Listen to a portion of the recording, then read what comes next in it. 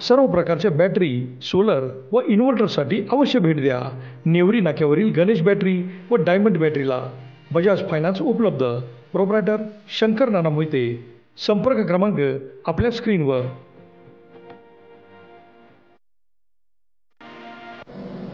नमस्कार. पश्चिम बंगालमधील सर्व गलाई बांधवांना प्रकाश मामाचा नमस्कार. आता आपण दिल्लीमध्ये एक आपला भव्य मेळावा घेतलेला आहे, हा सर्वांना माहीतच आहे. तरी पण हा आपला मेळावा कशासाठी आहे, तर त्याचा मेन उद्देश असा आहे की आपल्या गलाई व्यवसायामध्ये आपला मराठी माणूस किती लाखाच्या संख्येनं आहे हे आपल्याला दाखवायचं आहे.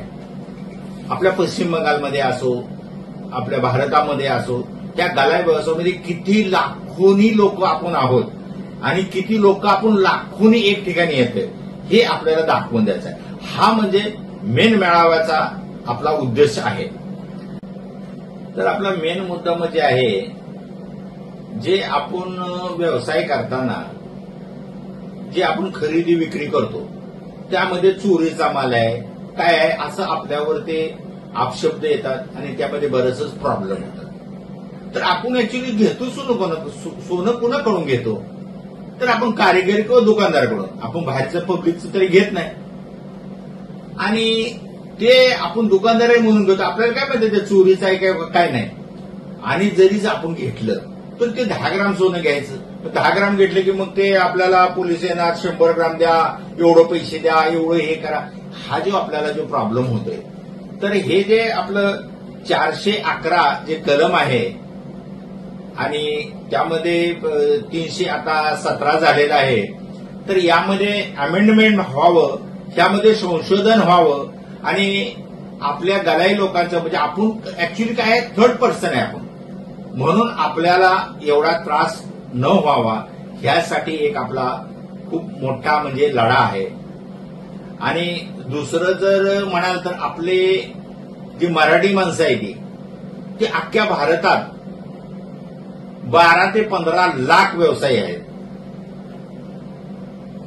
आणि हा व्यवसाय काय आणि इतकी लोक काय अचानक आली नाही. हा आपला 300 वर्षाचा जुना व्यवसाय आहे आणि यामध्ये दिवसांदिवस आपल्या मराठी माणसाने मेहनत केलेली आहे आणि चांगलं चांगलं केलेलं आहे.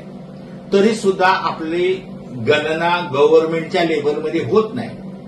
म्हणून आपल्याला हा दिल्लीचा मेळावा घेऊन तिथं आपल्याला दाखवायचं आहे की आपण मराठी माणसं किती आहोत आणि आपल्या ह्या मराठी माणसाचं कमीत कमी एक 12 लाख व्यवसाय आहेत. त्या 12 लाख व्यवसायामध्ये 2 करोड लोक डायरेक्ट इनडायरेक्ट इन्व्हॉल्व्ह आहेत आणि त्यांचा नित्य कार्यक्रम ह्याच इन्कमवरती चालला जातो. तरी मला असं म्हणायचं आहे की हा एवढं असून सुद्धा आपली गव्हर्नमेंटमध्ये कुठेच गणना होत नाही. तर त्यासाठी पण आपल्याला गव्हर्नमेंट बरोबर लढायचं आहे की त्यांना दाखवून द्यायचं आहे की आपण इतक्या संख्येनं लोक आहे, आमच्यावर तुम्ही विचार करा. तर त्यासाठी आम्हाला गव्हर्नमेंटला असं सांगायचं आहे की एवढा मोठा परिवार आणि एवढं मोठ्या संख्येनं आम्ही लोक यामध्ये इन्व्हॉल्व्ह आहे, तरी आम्हाला स्मॉल स्केलचा दर्जा द्यावा आणि आम्हाला दर्जा मिळाल्यानंतर मग आपलं छोटं मोठं बिझनेस आपलं व्यवस्थित आणि सुरळीत चालत. तर यासाठीच आपण दिल्लीमध्ये भव्य संख्येनं एक ठिकाणी हजर व्हायचं आहे. आपल्या ऑल इंडियामध्ये असणारे आपली मराठी माणसं ज्यांचा गलाईचा बिझनेस आहे, कोण बुलियन करते, कोण होलसेल करते, कोण ज्वेलरी करते, असा वेगवेगळा ज्याचं त्यानं असा म्हणजे आपापला पसारा मांडलेला आहे. तर अशा सर्व लोकांनी खूप मोकळ्या हातानं आपल्या असोसिएशनसाठी दान केले. कुणी 3 लाख केले, कुणी 2.5 लाख केले, कुणी 2 लाख केले, कुणी 1.5 लाख, लाख, 50 एवढ्यापर्यंत 5,000, 10,000चं पण त्यांनी आपल्याला यामध्ये डोनेशन दिले. आणि इतका मराठी माणसाचा मोकळा हात असतो हे आत्ताच मराठी माणसानं दाखवून दिले. तर आपली जे संस्थेचे कार्यकर्ते लोक आहेत सर्व आम्ही खूप खूप त्यांचा आभार मानतो.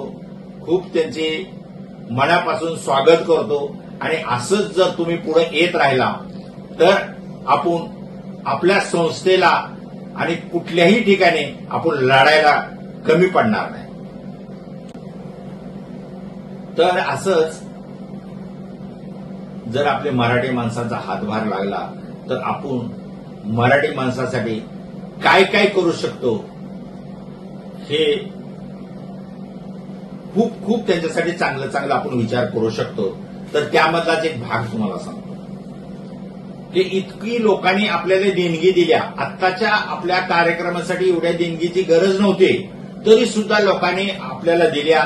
तर आम्ही असा एक विचार करतोय की आपल्या भागामध्ये महाराष्ट्रात जसं सगळ्याला सेंटर पडेल असं भिवघाटच्या आसपास एक हॉस्पिटल खोलायचं.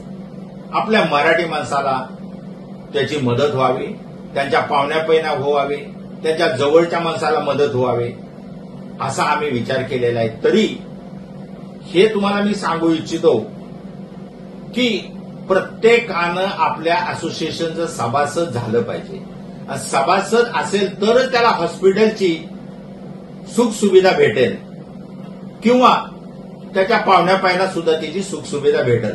तर मॅन्डेटरी आहे की आपल्याला असोसिएशनचं सभासद झालंच पाहिजे तरच हे बेनिफिट आपल्याला भेटणार आहे, नाहीतर आपल्याला हे बेनिफिट भेटणार नाही. तर असंच वेगवेगळं उपक्रम आपण आपल्या महाराष्ट्रात म्हणा की वेगवेगळ्या मोठमोठ्या सिटीमध्ये म्हणा असं वेगवेगळं उपक्रम आपण चालवू आणि त्यामधून त्या उपक्रमाचा पाठीमागचा उद्देश एकच राहील की आपल्या गालाई माणसाला जेवढी आपण सुविधा त्यांचं जे प्रॉब्लेम कसं सोडवू शकतो त्यासाठी आपण वेगवेगळे कार्यक्रम घेऊन येऊ. जसं की एक लहान बाळ असते तर लहान बाळ रडल्यानंतर त्याच्या आईला कळतं की माझ्या बाळाला भूक लागल्या, की माझ्या बाळाला सू लागल्या, की माझ्या बाळाला पोटी लागल्या. तसं आपल्या मराठी माणसाच्या वेदना या गव्हर्नमेंट पातूर पोहोचवणारा आपल्याला कोण भेटले नव्हतं. आणि आता मराठी माणसाच्या वेदना गव्हर्नमेंट पातूर पोचवायसाठी आता आपल्याला अखिल भारतीय असोसिएशनचं बॅनर भेटले आणि त्या बॅनर खाली अनिल भाऊ पाटील, अध्यक्ष अनिल भाऊ पाटील, तसेच आपले कलकत्त्याचे उपाध्यक्ष अजित भैया शिंदे व आपली कोर कमिटीचे सर्व मेंबर्स इतक्या तात्परतेनं आणि आपलं काम धंदा सोडून हे सर्व गलाया बांधवासाठी लढत आहेत.